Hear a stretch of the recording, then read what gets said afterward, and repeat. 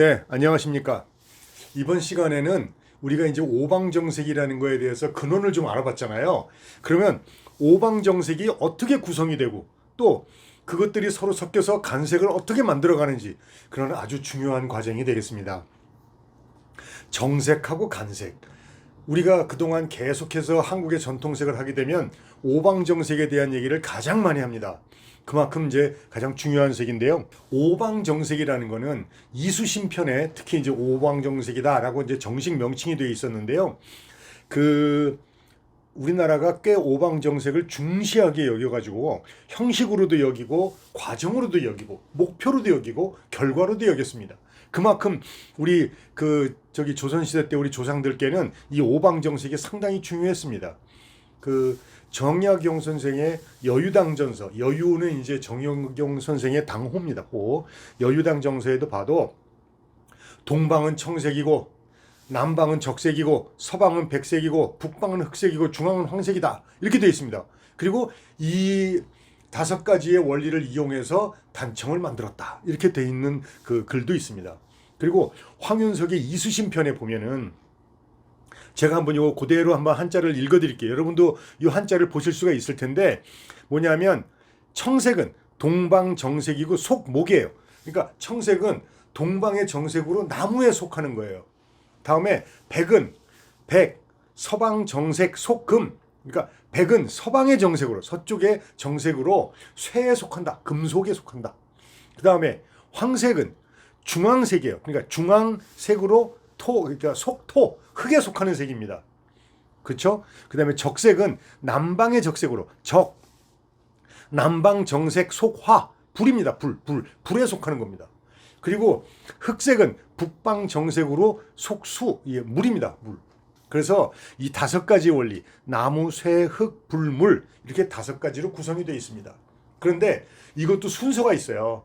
그러니까 봄, 여름, 가을, 겨울 가듯이 순서가 있습니다. 상생의 순서도 있고 상극의 순서도 있습니다. 그래서 이번 시간에는 한번 그거를 여러분들한테 좀 전해드리려고 합니다. 자, 볼까요? 뭐든지 이 오방정색은 나를 중심으로 시작을 합니다. 그래서 여기 보면 황색이 중앙이다 이렇게 되어 있고요.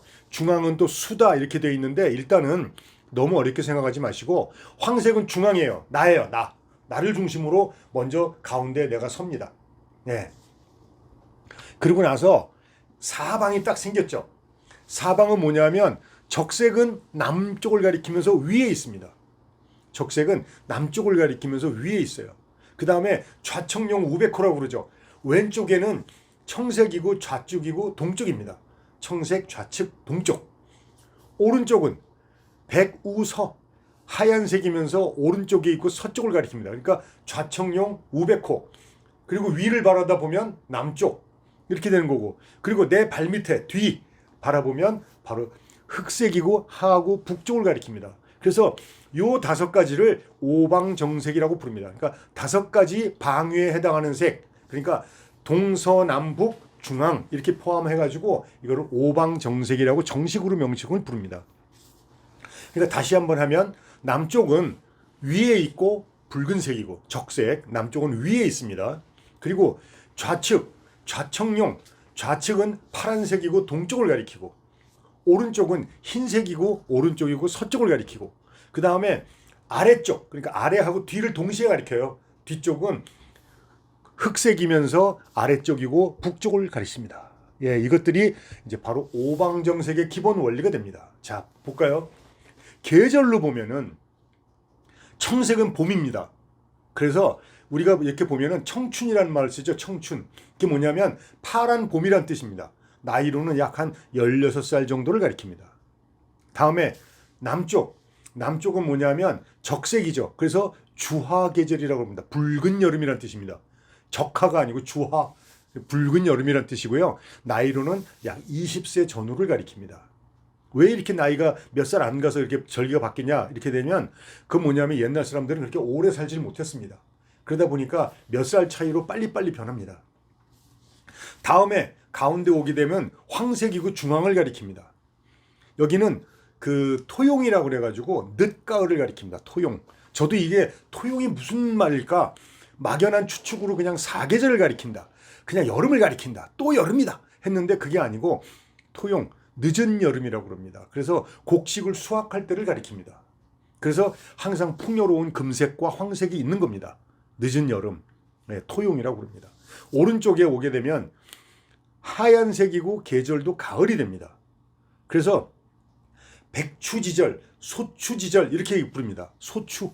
그러니까 하얀 가을 이렇게 부릅니다. 소추라고 하기도 하고 백추인데 백추라는 표현보다는 소추라는 표현을 더 많이 씁니다. 그러니까 아무것도 장식하지 않은 색이 소색이라고 그랬잖아요. 그것처럼 소추 이렇게 부릅니다. 다음에 이제 겨울이 됐습니다. 검정색이고 아래쪽이고 북쪽입니다. 물을 가리킵니다. 물. 그러니까 이 물이 검정색은 무슨 물이겠어요? 죽음을 상징합니다. 예, 우리가 왜 물 건너갔다라는 말을 쓰죠? 그게 바로 이 물을 건너간 겁니다. 그러니까 항상 세계적으로 봐도 검정색 물은 지옥을 가리키거나 저승을 가리킵니다. 요단강도 그렇고 스틱스강도 그렇고 우리나라 이 검정색 물을 건너가도 죽은 겁니다. 그러니까 이 한 바퀴를 다 돌아온 거죠. 이게 상생의 방향입니다. 그러니까 청색, 봄부터 여름, 적색, 그 다음에 늦여름, 가운데 황색, 그 다음에 가을, 흰색, 그 다음에 겨울, 검정색, 그리고 나서 다시 또 봄으로 가죠. 이렇게 순환되는 제가 지금 말씀드린 거 청적, 황백, 흑 순서가 상생의 길의 순서입니다. 당연하죠. 계절도 그렇게 흘러가지 않습니까? 거꾸로 안 흘러가고. 네, 그래서 상생의 길의 흐름입니다. 다음에 이제 한번 더 볼게요. 자, 가운데도 보니까 동남쪽이 있고 서남쪽이 있고 서북쪽이 있고 동북쪽이 있어요. 방향이.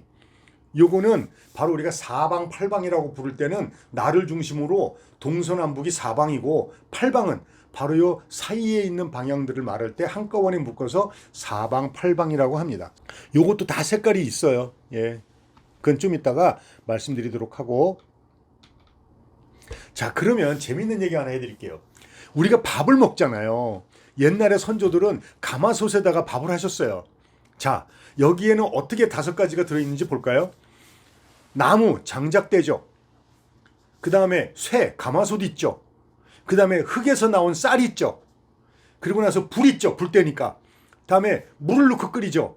그래서 이 가마솥밥이 어떻게 보면 선조들의 지혜가 있고 오방을 갖다가 자연스럽게 맞춰나간 그런 방법이 되는 겁니다. 예.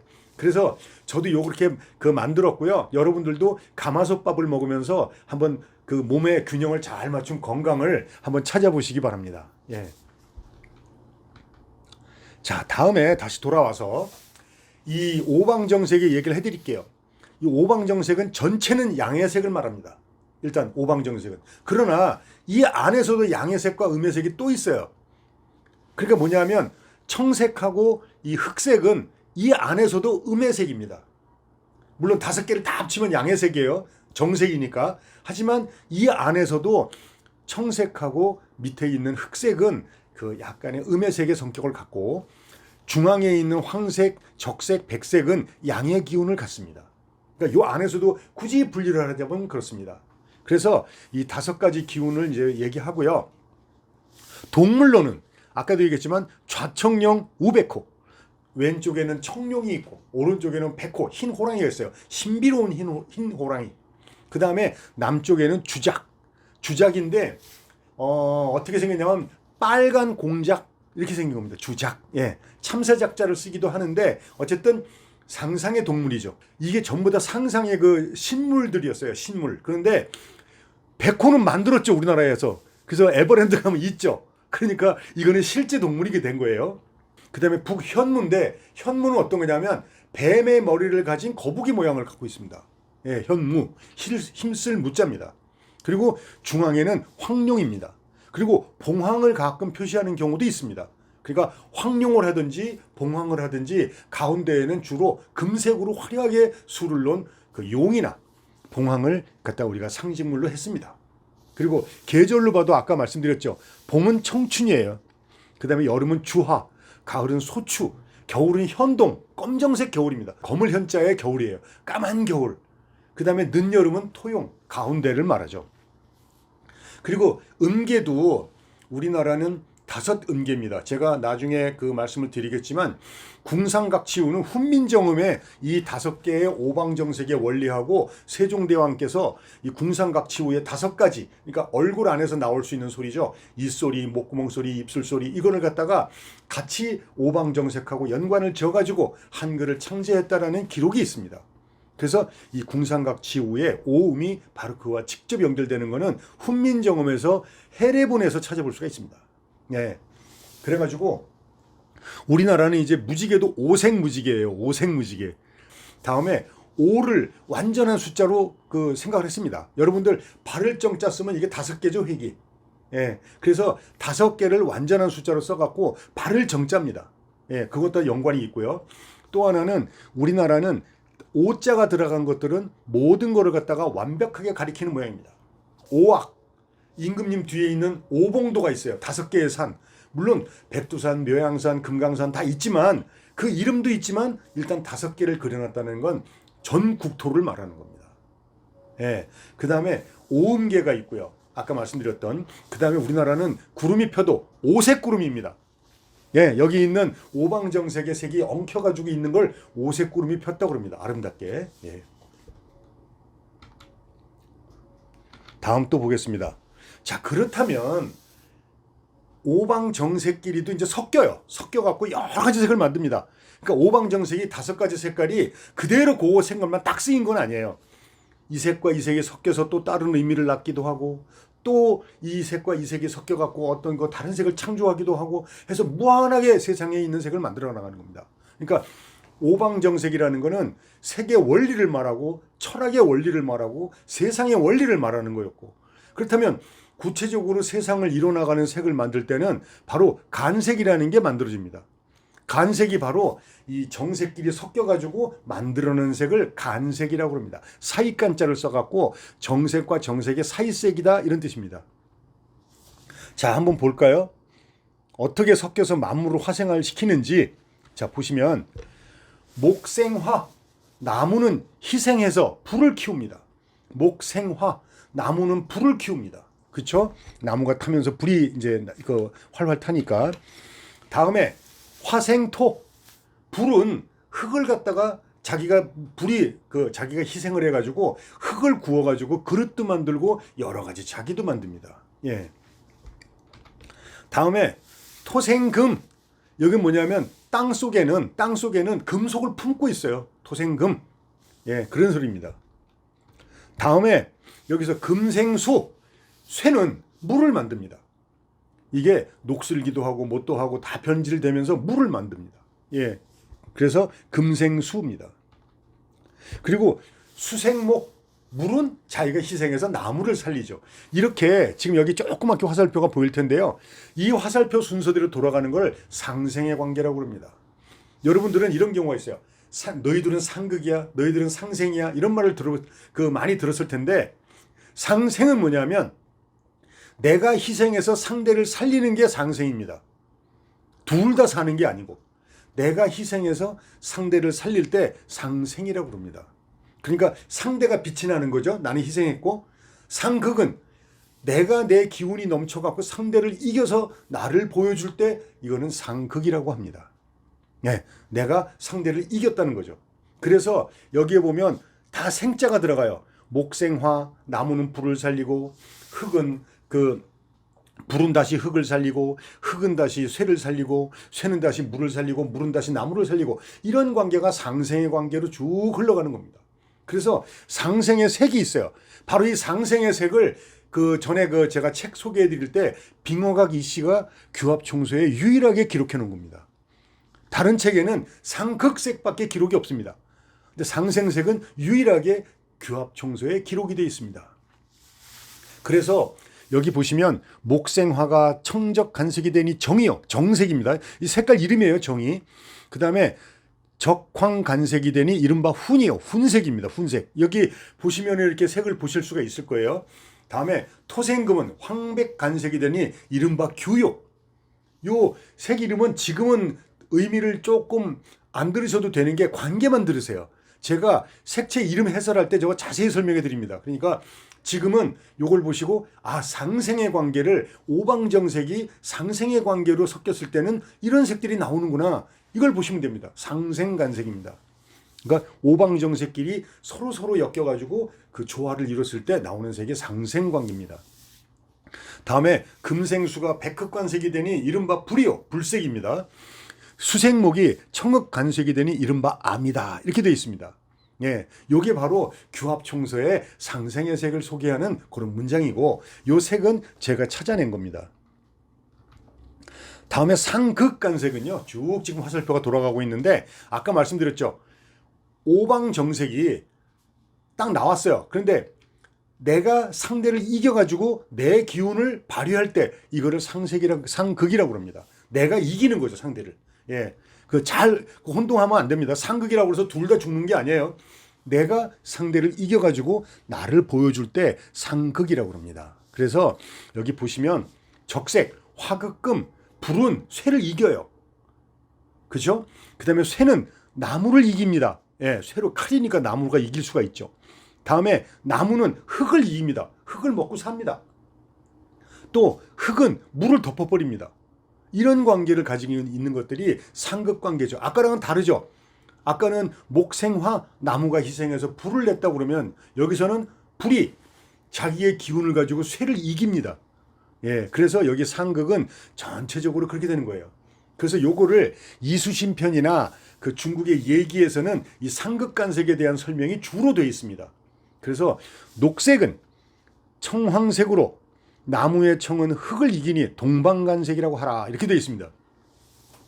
그리고 홍색은 적백색으로 푸른 쇠를 이기니 남방간색이라고 해라. 그리고 벽색은 청백색으로 쇠는 나무를 이기니 서방간색이라고 해라. 자색은 적흑색으로 물은 불을 이기니 북방간색이라고 한다. 그다음에 류황은 황흑색으로 흙은 물을 이기니 중앙간색이라고 해라. 이렇게 되어 있는 것들이 상극의 관계입니다. 지금 여기 바깥에 있는 화살표 방향으로요, 오른쪽으로 이제 시계 방향으로 돌아가게 제가 만들어 놨거든요. 이렇게 보면 그것들은 상극의 방향으로 지금 가고 있는 겁니다. 상극. 자, 좀 더 비교를 해볼게요. 이게 이번 시간에 하는 것들이 굉장히 어려워요. 그러니까 이 그림을 일부러 제가 자세히 넣어놨으니까 이걸 보시면서 천천히 하나하나 음미를 하고 이러면 좀 재밌을 겁니다. 제일 중요한 대목이죠. 상생관색하고 상극관색의 그 관계를 한번 볼게요. 자, 외부에는 지금 원형을 따라서는 상생관색이 되어 있습니다. 그러면 상극은 청하고 황이 상극관계죠. 예. 왜냐하면 청색은 황색을 이기니까 녹색입니다. 그리고 적색은 불은 쇠를 이기니까 홍색입니다. 그리고 쇠는 다시 나무를 이기니까 벽색이 되고요. 예, 그 다음에 물은 불을 이기니까 자색이 되고요. 그 다음에 그 흙은 물을 이기니까 류황색이 됩니다. 류황입니다. 여기서 류는 말을 뜻합니다. 말, 타고 다니는 말. 예. 그래서 저 안에 있는 자색, 녹색, 홍색, 류황색, 벽색이 상극관색이 됩니다. 그리고 외부의 원에 있는 것들은 상생관색이 되죠. 상극관색은요, 이렇게 5가지를 모아놓고 보면은 상당히 기운들이 다 셉니다.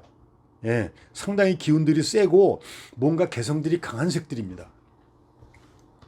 다음에는 또 한번 다른 관계를 볼게요. 지금은 외부의 원형을 따라서 상극간색이 되어 있습니다. 그러면 상생간색을 만들어 볼게요. 연결해서. 예, 여기서 나무는 희생해서 불을 만들고, 불은 또다시 흙을 만들고, 예, 흙은 또다시 그 안에 쇠를 품고 있고, 예, 쇠는 다시 물을 만들고, 물은 다시 나무를 키우죠. 자, 어떠세요? 안에 상생간색 보니까 색이 굉장히 부드럽죠? 예, 바로 그겁니다. 나를 낮춰서 상대를 키워주는 희생적인 색들은 이렇게 부드럽습니다. 혹시 여러분들이 나중에 한지 가지고 어떤 떡을 싼다든지 음식을 만든다든지 이바지 뭐 어떤 요리를 이렇게 장식을 한다든지 할 때는 이 상생간색을 이용해서 하십시오. 상극간색은 요리보다 그 색이 더 강합니다. 그건 아마 비교해 보시면 아실 수가 있을 거예요. 예. 그래서 이제 오방정색하고 10간색이라고 합니다. 그 10개가 나왔죠. 상극간색 5개, 상생간색 5개. 요걸 합쳐갖고 10간색이라고 합니다. 10가지 간색. 그래서 용마하도 있잖아요. 여기다가 요렇게 정색하고 간색을 다 앉혀봤습니다. 예. 여기에는 지금 상생간색이 들어가 있는 겁니다. 용마하도가 제가 양해색이라고 그랬죠. 예. 그래서 넣어 보니까 남쪽이 위로 가고 아래쪽에 북이 오고 좌청령 500호의 중앙에 아주 완벽하게 들어맞습니다. 그리고 다 홀수인 그 양해색 있죠. 1357부도 딱 들어맞습니다. 그래서 아주 정확하게 들어맞는 게 이 상생의 책입니다. 용마하도에. 신귀낙서는 자체가 음의색이라고 그랬잖아요. 음의 규정. 그러다 보니까 상극색하고 더 맞습니다. 상극색하고. 그래서 요 상극색을 집어넣어 보면요, 이렇게 약간 불편한 걸 느낄 수가 있고, 여기에는 지금 뭐가 없냐 하면 모든 색이 다 있죠. 그런데 간색이 5가지였잖아요. 그래서 한 가지 색인 류황색이 없습니다. 류황색. 예, 류황색이 없습니다. 자, 그래서 류황색은 있어야 되는데 용마하도의 신귀낙서에다가 대비하니까 안 보이는 거예요. 예. 그러니까 그냥은 원래 있어요. 류황색이 있는데 신귀낙서에다가 대비를 해보니까 아, 이거는 9개로서 끝나는 숫자이기 때문에 10번째 색인 류황색이 없는 겁니다. 그래서 용마하도와 비교해도 적색수, 백색수가 다르고 그 보면은 방위들이 되게 불편하게 돼 있어요. 적색하고 흑색 사이에 자색이 있고. 그런데 녹색은 막상 흑색하고 청색의 간색이 없기 때문에 중앙에 황색하고 청색의 간색이거든요. 그런데 자리를 못 잡았어요. 벽색은 또 자리를 잡았고, 홍색은 자리를 잡았고, 류황색은 가운데하고 아래쪽으로 자리 잡아야 되는데 자리 잡기 불편해서 자리가 없습니다. 그러니까 상극간색은 그 길을 표시하더라도 동서남북으로 이렇게 체계적으로 움직이지가 않아요. 예, 좀 불편하게 갑니다. 자, 요거는 일본 책에서 보면 일본도 배색 인문에 이렇게 오방정색을 표시해 놨어요. 그리고 간색도 좀 해놨습니다. 근데 우리처럼 아예 이렇게 복잡하게 사용하지는 않아요. 그러니까 인의 예지 이거는 우리랑 같습니다. 예. 그 이제 오행하고 5가지의 그 절도 있는 그 도덕적인 거는 인의 예지는 우리랑 같는데 여기는 요 정도로 가볍게 다루지 그렇게 의미를 많이 두질 않았어요. 일본 책은. 다음에 요건 중국의 예기입니다. 제가 어렵게 찾았는데 여기 예기에 보면은 예기에 맨 위에 보면 권 29권에 옷은 정색이고 치마 그러니까 바지 하의를 얘기하는 겁니다. 하의는 간색이다 이렇게 되어 있습니다. 그래서 윗다리는 정색에서 입고 오방정색에서 입고 아랫다리는 간색에서 입어라 뭐 이런 뜻입니다. 저게 예 그렇게 돼 있고 그 검은색하고 훈색 뭐 이런 것들은 간색이다 뭐 이렇게 지금 돼 있어요. 그 훈색은 간색이다. 그리고 뭐라고 되어 있냐면 밑에 그 정색은 한자를 보시면 아실 거예요. 청적, 황백, 흑 이걸 갖다가 오방정색이라고 한다. 정확하게 써 있습니다. 오방정색. 그러니까 오늘 이후로 여러분들은 절대로 어디 가서 오방색, 오정색, 오채 이런 말 쓰면 안 됩니다. 예, 오방정색입니다. 돼 있고 그 여기에선 오방간색이 있다라고 했어요. 오방간색이 있는데 녹색, 홍색, 벽색, 자색 그리고 류황색이다. 말색이다. 이렇게 5가지가 되어 있습니다. 그러니까 예기에는 정확하게 이렇게 써놨어요. 그러니까 여러분들이 요거를 보시면 아 예기에 원래부터 이런 것들이 써 있었구나 이걸 보실 수가 있고 그 밑에 봐도 똑같이 되어 있습니다. 청색은 동방정색이고 이렇게 되어 있죠. 녹색은 동방간색이다. 뭐 이렇게 지금 설명을 계속 제가 오늘까지 해왔던 얘기가 지금 여기서 다 해석을 해서 만들어 놓은 겁니다. 그러니까 여기까지를 여러분들이 한번 보시고요.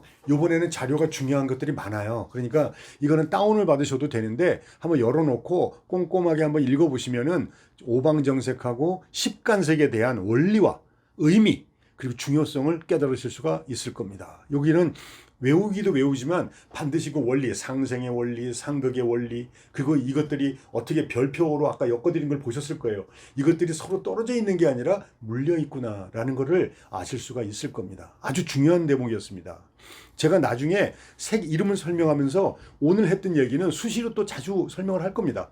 그러니까 너무 부담 갖지 마시고 원리에 대해서 깨닫는 시간이 됐으면 좋겠습니다. 예, 수고하셨습니다.